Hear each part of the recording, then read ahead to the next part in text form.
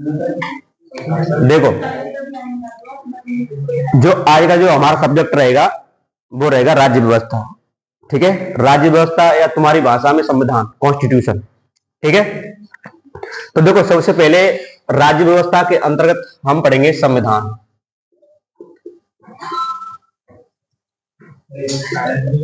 संविधान, ठीक है। फिर पढ़ेंगे हम संविधान का संगठन, संविधान का संगठन, सरकार का संगठन, सरकार का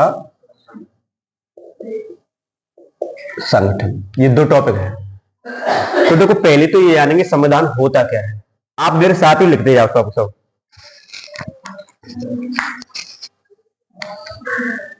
आप सभी हेडिंग डालो संविधान।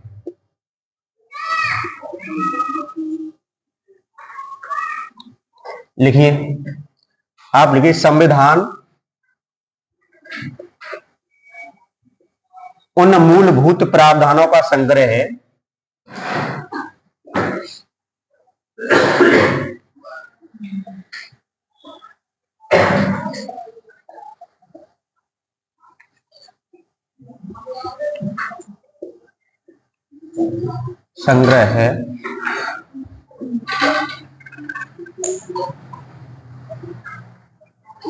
जिसके आधार पर किसी भी देश का शासन चलाया जाता है, किसी भी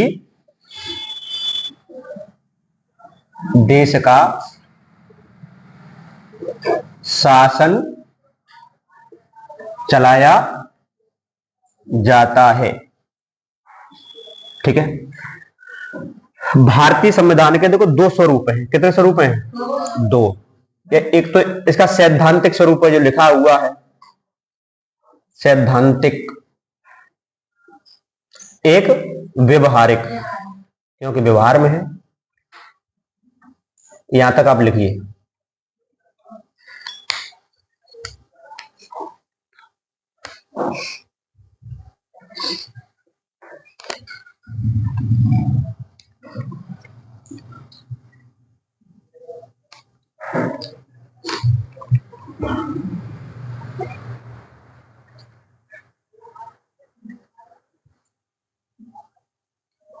कैसी ऐसी आ रही है बहन?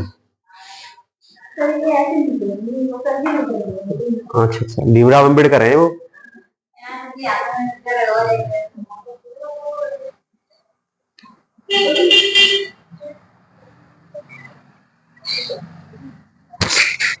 ठीक है, देखो संविधान की ये डेफिनेशन होती है, संविधान उन मूलभूत प्रावधानों का संग्रह है जिनके आधार पर हम किसी देश का क्या चलाते हैं, शासन या प्रशासन चलाते हैं। ठीक है, संविधान के दो स्वरूप होते हैं, सैद्धांतिक और व्यवहारिक। सैद्धांतिक यानी थ्योरी में भी लिखा हुआ है एक किताब के रूप में, और वो व्यवहार में हमारे समाज में भी लागू है। ठीक है कि नहीं?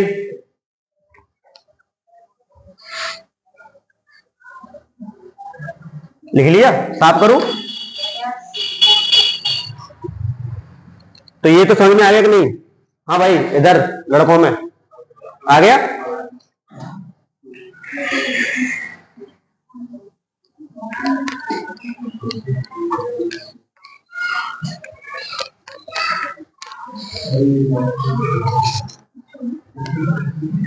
देखो संविधान को हम तीन भागों में बांट कर पढ़ेंगे। कितने भागों में? तीन भागों में।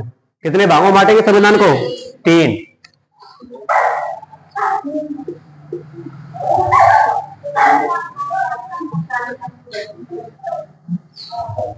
देखो एक भाग है हमारा दर्शन। क्या भाग है? दर्शन। दूसरा है सरकार का संगठन।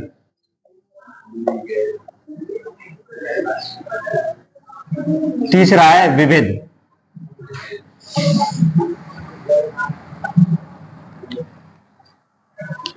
संविधान को कितने भागों में बांटकर पढ़ना है? कितने भागों में? कौन कौन से? और विविध। दर्शन, सरकार का संगठन और विविध। दर्शन में हम चार टॉपिक पढ़ेंगे। कितने टॉपिक पढ़ेंगे? चार। पहला इसमें टॉपिक रहेगा प्रस्तावना। कौन सा रहेगा? प्रस्तावना। दूसरा इसमें हमारा टॉपिक रहेगा मौलिक अधिकार। मौलिक अधिकार। तीसरा हमारा रहेगा डीपीएसपी। डीपीएसपी को इंग्लिश में कहते हैं directive principle of state policy.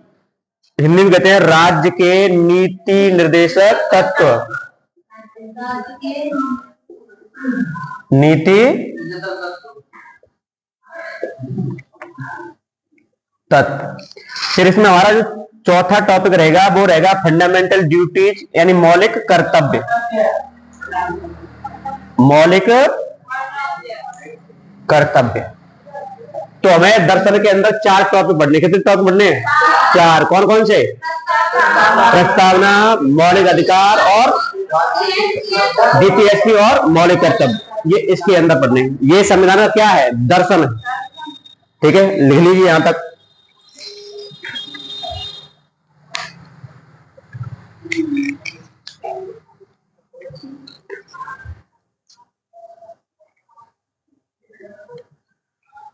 यहां तक किसी को कोई प्रॉब्लम हो तो पूछ सकते हो आप।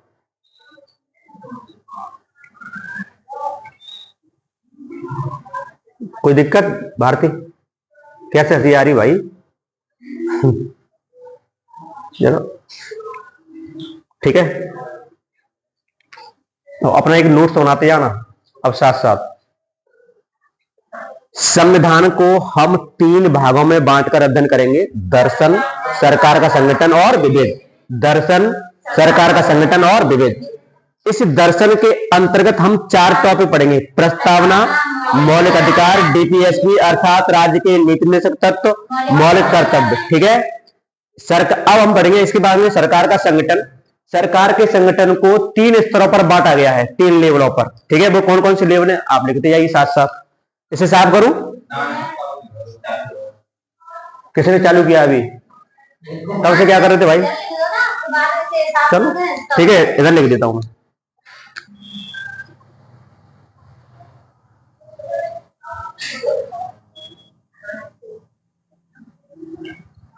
ठीक है, देखो सरकार का जो संगठन होता है 3 स्तरों पर बांटा गया। एक तो है केंद्र स्तर। कौन सा लेवल है? सेंटर। दूसरा होता है राज्य स्तर। केंद्र स्तर, राज्य स्तर। और एक होता है स्थानीय स्तर। स्थानीय स्तर। सरकार के संगठनों को 3 स्तरों पर बांटा गया है। कितने स्तरों पर? 3 स्तरों पर। पहला केंद्र स्तर, दूसरा राज्य स्तर, तीसरा स्थानीय स्तर। केंद्र स्तर, राज्य स्तर और स्थानीय स्तर। ठीक है, लिख लीजिए इसे भी। लेवल, केंद्र लेवल पर सरकार, राज्य लेवल पर सरकार और ग्रामीण स्तर पर सरकार, उसे कहते हैं स्थानीय। ठीक है, बात समझ में आएगी? हाँ भारती बताइए। हाँ भाई विष्णु,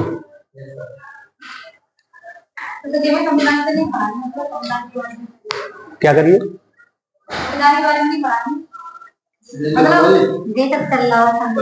ये क्या चला रहा हूं? मैंने बताया संविधान, संविधान की परिभाषा लिख दी। फिर मैंने बताया कि संविधान को हम 3 भागों में बांटकर पढ़ेंगे। कितने भागों में? 3 भागों में। पहला भाग हमारा दर्शन, सरकार का संगठन और विविध। हम उसी के अंदर जा रहे हैं। ठीक है, फिर दर्शन जब हम पढ़ेंगे तो उसमें प्रस्तावना पढ़ेंगे, मौलिक अधिकार पढ़ेंगे, डीपीएसपी, मौलिक कर्तव्य। ठीक है जी, कि सारा का सारा किसके अंदर है? ठीक। फिर जब सरकार के संगठन पढ़ेंगे तो केंद्र स्तर पढ़ेंगे, केंद्र स्तर पर सरकार पढ़ेंगे, राज्य स्तर पर और स्थानीय स्तर पर सरकार हम पढ़ेंगे। ठीक है, विविध में हम पढ़ेंगे 8 से 10 टॉपिक, उनके भी लिख दो क्या क्या पढ़ना है विविध में। साफ करूंगा वैसे में।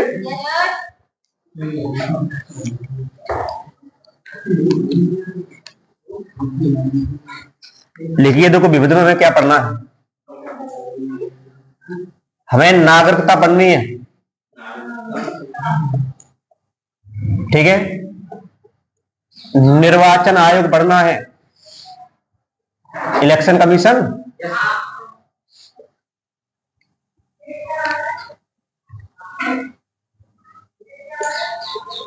अन्य आयोग भी पढ़ने हैं, जो कमीशन होते हैं, अन्य पिछड़ा वर्ग आयोग, जैसे पिछड़ा, ठीक है, अनुसूचित जनजाति आयोग, अनुसूचित जाति आयोग, ठीक है, पिछड़ा वर्ग आयोग, ठीक है, महिला आयोग, तो ऐसे आयोग पढ़े अन्य के अंदर। निर्वाचन आयोग, नागरिकता निर्वाचन आयोग, अन्य आयोग, ठीक है।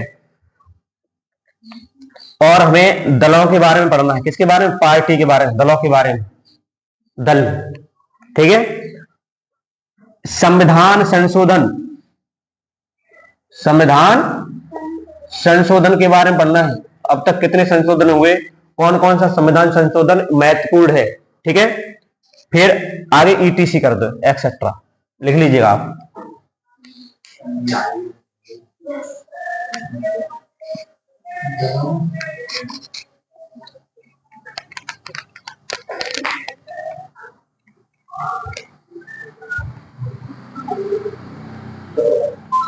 इसे साफ करूं,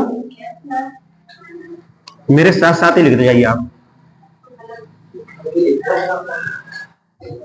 ये तो हम नींव तैयार कर रहे हैं, अभी तो हम संविधान घुसेंगे, ठीक है। अब आप हेडिंग डालिए, सरकार का संगठन।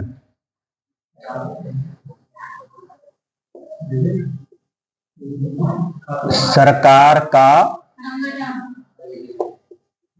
संगठन। तो हमारे देश में सरकार 3 स्तरों पर काम करती है, 3 लेवलों पर। एक तो केंद्र स्तर, दूसरा कौन सा है? राज्य स्तर, या फिर तीसरा स्थानीय स्तर, ठीक है। अब देखो, केंद्र स्तर पर भी सरकार के 3 अंग होते हैं। कितने अंग होते हैं? कौन कौन से होते हैं, लिखिए।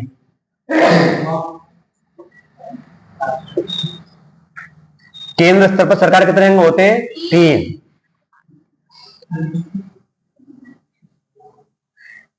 पहला होता है विधायिका, विधायिका। दूसरा कार्यपालिका, तीसरा न्यायपालिका।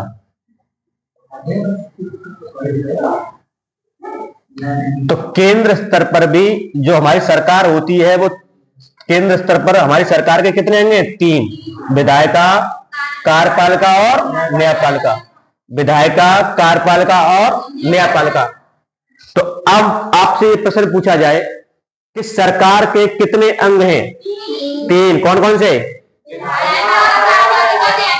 विधायिका, कार्यपालिका और न्यायपालिका। विधायिका, कार्यपालिका और न्यायपालिका। तो केंद्र स्तर पर भी सरकार के 3 अंग होते हैं, विधायिका, कार्यपालिका और न्यायपालिका। तो पहले तो हम ये जानेंगे कि विधायिका, कार्यपालिका और न्यायपालिका होती क्या है, ठीक है। विधायिका क्या है, कार्यपालिका क्या है, ये न्यायपालिका क्या है, तो एक एक लाइन में इनकी परिभाषा लिखते जाइए साथ साथ। तो देखिए, विधायिका,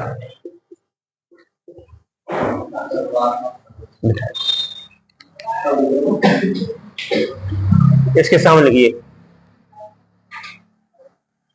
देखिए, कानून का निर्माण करने वाली संस्था। कानून का निर्माण करने वाली संस्था क्या कहलाती है? ठीक है, विधायिका कहलाती है। कानून का निर्माण करने वाली संस्था क्या कहलाती है? विधायिका। तो आपको पता है कि केंद्र स्तर पर कौन कानून बनाती है? संसद। कौन बनाती है? संसद। और राज्य स्तर पर विधानमंडल, ठीक है। अभी हम पढ़ेंगे आगे। तो आप एक लाइन लिखिए, कानून का निर्माण करने वाली संस्था क्या कहलाती है? विधायिका। अब कार्यपालिका के लिखिए, ये कार्यपालिका क्या होती है?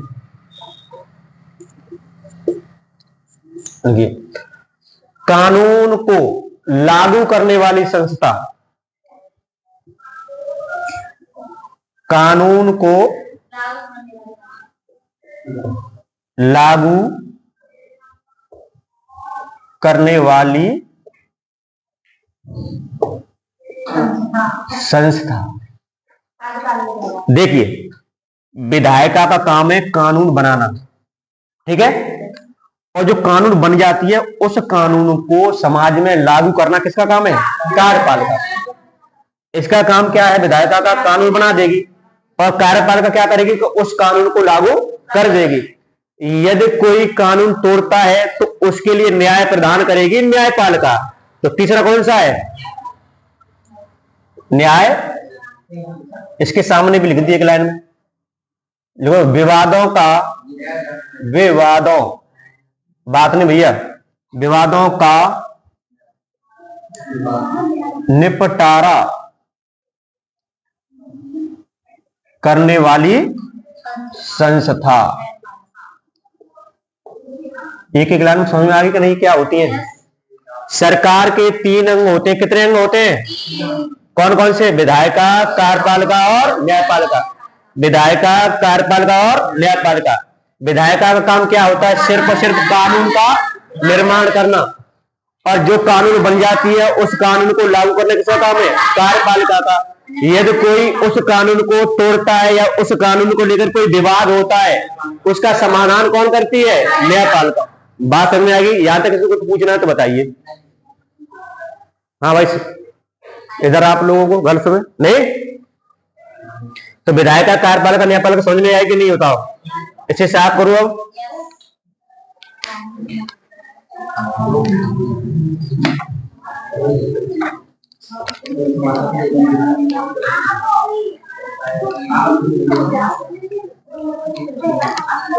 जो सरकार का संगठन था, अभी हम पढ़ रहे थे 3 स्तरों पर।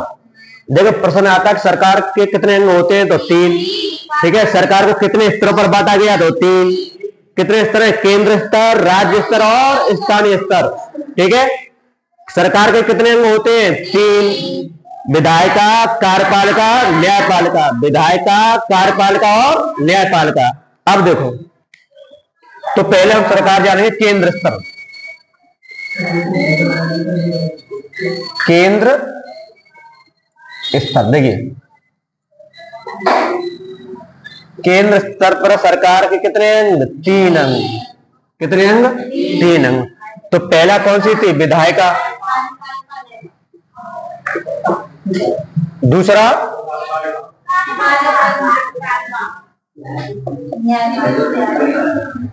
ये पीछे जो बातें करें भाई, कार्यपालिका और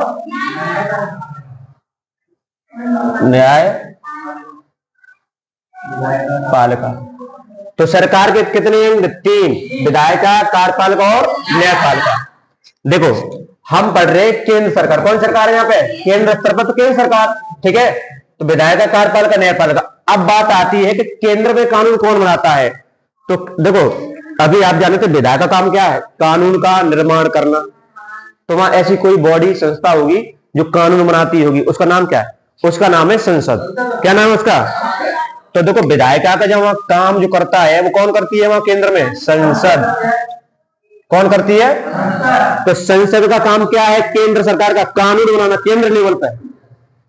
केंद्र लेवल पे सरकार के कितने लेवल होते हैं? केंद्र, राज्य और स्थानीय। तो केंद्र लेवल पर अगर कोई कानून बनानी है पूरे देश के लिए तो कौन बनाएगी? संसद। तो संसद किसका अंग होगी? विधायिका का।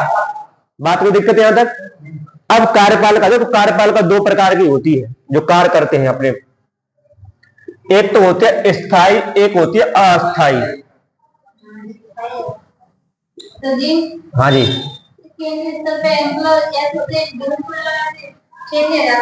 क्या कैसे स्तर बताइए? प्रश्न पूछो तो कैसे पूछो?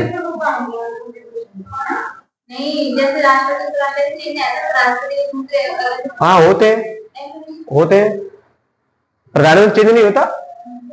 अभी पढ़ा रहा हूं कौन कौन चेंज होगा कौन नहीं हुआ। अस्थायी का मतलब कौन होता है?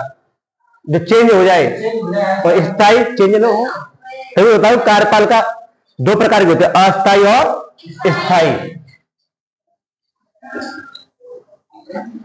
देखो, यदि इन नामों से आप नहीं समझ पा रहे हैं तो इनका दूसरा नाम बता दो, राजनीतिक।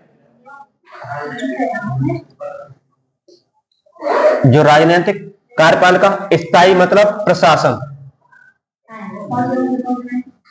प्रशासनिक। अब देखो, दर देखो, अब यहाँ पर जो अस्थायी कार्यपालिका के अंतर्गत आप देखोगे राष्ट्रपति, यानी ऐसे अधिकारी या ऐसे लोग जो चेंज होते रहते हैं, ठीक है, एक निश्चित समय के बाद चेंज हटो, दूसरे आएंगे, हटो, दूसरे हटो। कहने का मतलब ये राजनीति चेंज होता है, राष्ट्रपति चेंज होता है कि नहीं होता है, ठीक है। अब मंत्रिपरिषद प्रत्येक 5 वर्ष बाद चेंज हो जाती है, कभी कभी बीच में भी चेंज हो जाती है, जरूरी नहीं कि 5 वर्ष ही रहे वो अपने पद पर। राष्ट्रपति चेंज हो जाता है कि नहीं, मंत्रिपरिषद भी चेंज हो जाती है। अब मंत्रिपरिषद में प्रधानमंत्री चेंज हो जाता है कि नहीं, प्रधानमंत्री हो जाता है। तो इसका मतलब ये कैसी कार्यपालिका के अंग हैं, अस्थायी कार्यपालिका, ये स्थायी नहीं है। लेकिन अगर आपसे प्रश्न पूछ लिया जाए कि क्या मंत्रिपरिषद कार्यपालिका अंग है, क्या प्रधानमंत्री है, क्या राष्ट्रपति है, क्या ये सांसद है, एमपी है, ठीक है। अब इसके अंदर आप देखोगे केंद्रीय सेवाएं आ जाती हैं, केंद्रीय सेवाएं, ठीक है। केंद्रीय सेवा जैसे जैसे जैसे IAS, IPS, तो ये सारे के सारे अधिकारी कैसे में आते हैं, एक स्थायी कार्यपालिका के अंग होते हैं। कौन सी कार्यपालिका के अंग है ये, स्थायी। और IAS IPS क्या प्रशासनिक होते हैं कि नहीं होते, तो इसलिए हम इसे प्रशासनिक कार्यपालिका भी कह सकते हैं। क्या कह सकते हैं, प्रशासनिक कार्यपालिका।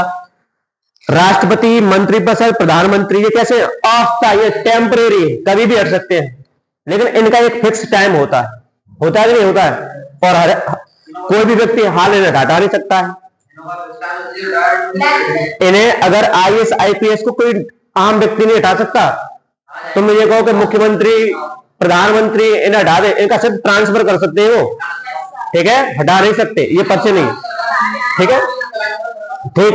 तो राष्ट्रपति, मंत्री पद से प्रधानमंत्री कौन हटा सकती है, जनता हटा सकती नहीं। किसी को हमने प्रधानमंत्री नियुक्त कर दिया, अगले 5 वर्ष बाद हम उसे हटा देंगे, अगर उसने हमारे मुताबिक कार्य नहीं किया तो हटाओगे नहीं हटाओगे, आप बताओ, ठीक है। तो इसलिए कार्यपालिका 2 प्रकार की होती है, अस्थायी, स्थायी।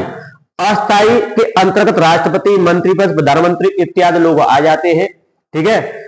स्थायी प्रशासनिक सेवा, स्थायी कार्यपालिका के अंदर जैसे केंद्रीय सेवा, जैसे IAS IPS, ठीक है, तो ये ऐसे लोग स्थायी कार्यपालिका के अंग होते हैं।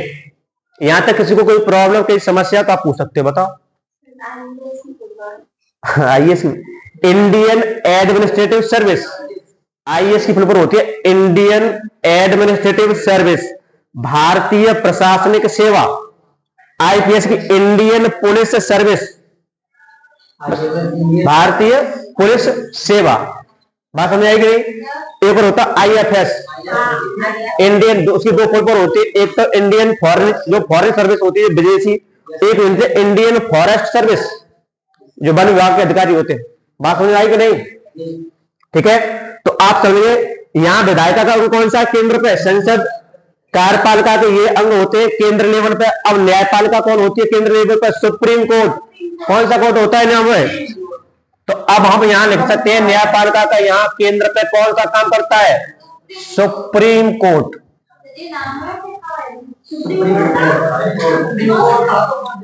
एक न्यायालय है, देश का सबसे बड़ा न्यायालय, देश का सबसे बड़ा कोर्ट कौन सा है, जिसका नाम है सुप्रीम कोर्ट, यानी सर्वोच्च न्यायालय। हिंदी कहते हैं सर्वोच्च न्यायालय या उच्चतम न्यायालय। उच्च और उच्चतम में अंतर होता है। उच्चतम का मतलब इससे ऊपर कोई है ही नहीं, ठीक है। इस सुप्रीम कोर्ट से कोई बड़ा कोर्ट नहीं है भारत में। बात समझ में आ गई आपके, ठीक है। फिर एक बार फिर देख लीजिएगा, सरकार के 3 अंग, विधायिका, कार्यपालिका और न्यायपालिका। केंद्र स्तर पर विधायिका का अंग कौन है, संसद। केंद्र स्तर पर कार्यपालक कितने भागों में, 2 भागों में, अस्थायी और स्थायी। अस्थायी के अंदर राष्ट्रपति, मंत्रिपरिषद, प्रधानमंत्री, ये सब लोग आ जाते हैं। स्थायी के अंदर केंद्रीय सेवाएं जैसे आती है, सेवाएं, ठीक है। अगर हम केंद्र लेवल पे हम अगर न्यायपालिका की बात करते हैं तो उसका अंग कौन सा है, सुप्रीम कोर्ट है। कौन सा अंग है, सुप्रीम कोर्ट। यहां तक किसी को कोई प्रॉब्लम हो तो बताओ। अभी राज्य स्तर पर पढ़ेंगे जी। केंद्र की बात करें, सिर्फ विधायिका के अंदर एक ही बॉडी है, संसद, जो कानून बनाती है। मैंने अभी डेफिनेशन है, विधायिका का काम है कानून का निर्माण करना। अब कानून बनाएगी कौन? संसद। तो संसद किसका अंग होगी? विधायिका। कोई दिक्कत? बस साफ करूं सेब में। अब देखते हैं हम राज्य स्तर पर क्या क्या हम, ठीक है। ये अभी तो हम ये मान लो एक नींव भर रहे हैं पॉलिटी की, अभी संविधान शुरू नहीं हुआ है। बस मुझे बताने सिर्फ यही, अभी एक हम एक कॉन्टेक्स्ट आते हैं कि हमें ये पढ़ना है किताब के अंदर, ऐसे ही हमें संविधान के अंदर यही पढ़ना है, बाद में कुछ नहीं पढ़ना। बात समझ आएगी कि नहीं? तो ध्यान रखो, यही एक हम भूमिका तैयार कर रहे हैं, ठीक है। साफ करूं?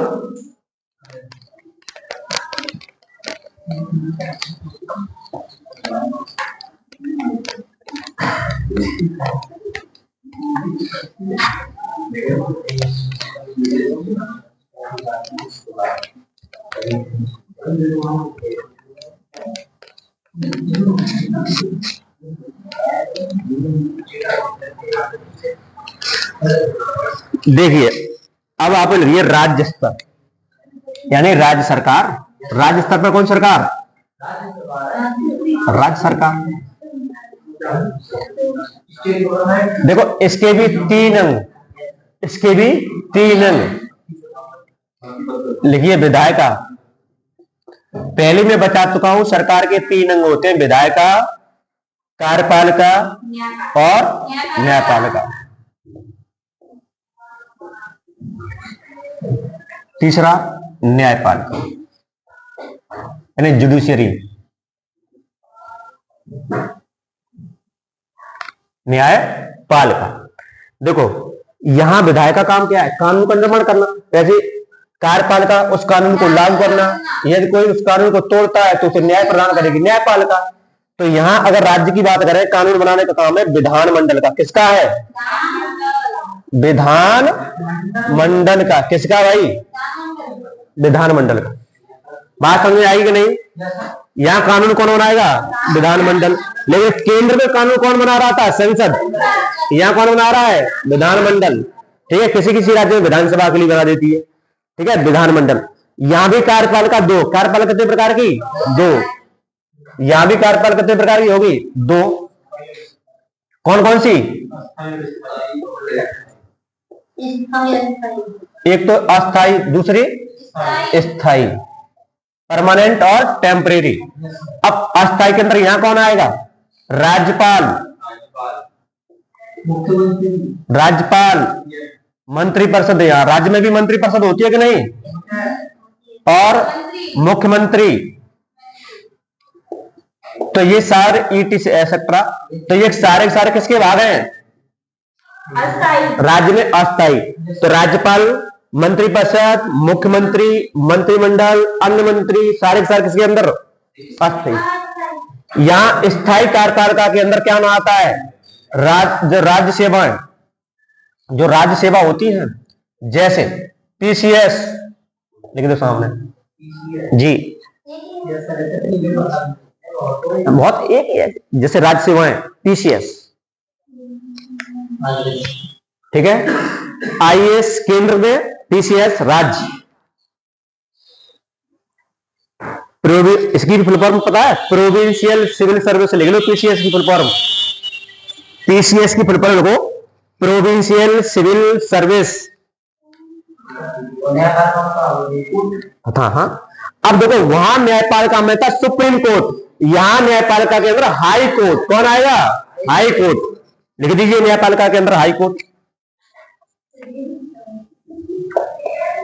हाई कोर्ट हिंदी में कहते हैं उच्च न्यायालय।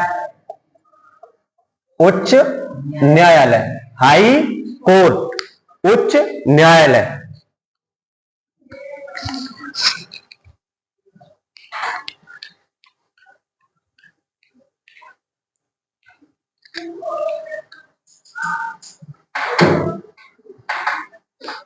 उच्च न्यायालय।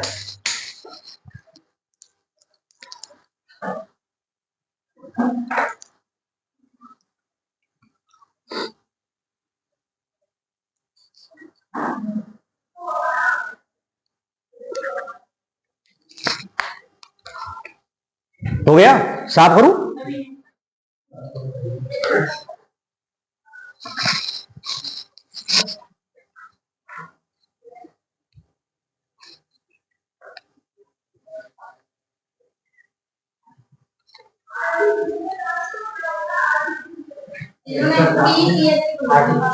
प्रोविंशियल सिविल सर्विस, राजकीय नागरिक सेवा। प्रोविंशियल की हिंदी होता है राजकीय, और सिविल मीन्स नागरिक, सर्विस मीन्स सेवा। ठीक है, ये राज्य स्तर पर होते हैं, और आईएएस, आईपीएस, आईएफएस केंद्र लेवल पर होते हैं। ठीक है, तो सेंट्रल गवर्नमेंट, ये स्टेट गवर्नमेंट। यहां तक किसी को कोई समस्या हो तो बताइएगा आप लोग, किसी को कोई समस्या? ठीक है, ध्यान रखो, ये पॉलिटी की नींव भरी जा रही है, अगर नींव कमजोर होगी तो फिर मकान कमजोर होगा। ध्यान रखो, यहां तक कोई किसी को समस्या तो नहीं है? ठीक है, कहने का मतलब है कि मैं आप लोगों को संविधान का क्या करा रहा हूं, दर्शन। सबसे यही पढ़ना है, मैं फिर नहीं पढ़ना कुछ। ठीक है, अब देखो, हम दो स्तरों पर सरकार जाने, केंद्र स्तर, राज्य स्तर, अब स्थानीय स्तर, तीसरा स्तर।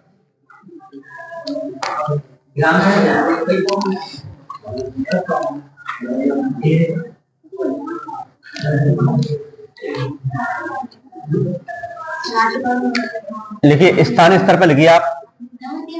नहीं, स्थानीय स्तर पर सरकार को दो भागों में बांटा गया है। कितने भागों में? दो। एक ग्रामीण स्तर, ग्रामीण स्तर, एक शहरी स्तर, शहरी स्तर। यहां पे क्या किया गया है, स्थानीय लेवल पर सरकार को दो भागों में बांट लिया है, ग्रामीण और शहरी, ग्रामीण और शहरी। अब देखो, ग्रामीण लेवल पे आप होते पंचायत चुनाव, होते कि नहीं होते? ठीक है, तो बस इसमें नीचे लिख दो पंचायत। किनका टेलीफोन आ गया भाई? पंचायत, पंचायत चुनाव। ठीक है, शहरी स्तर पर होते हैं नगर पंचायत। लिख लीजिएगा, आपने नाम सुना है, जैसे शहरों में चेयरमैन, पार्षद, मेयर चुने जाते हैं नहीं, तो वो कहां पढ़ेंगे? शहरी लेवल पे, वहां पढ़ेंगे नगर पंचायत, नगर निगम। ठीक है, नगर पालिका कहां है? इसे काट दो, बार बार आ रहा, उठाना मत अभी। ग्रामीण स्तर पर क्या है? पंचायत। तो देखो, हम पंचायत लेवल पे इसमें भी 3 लेवल बांट दे सकते हैं।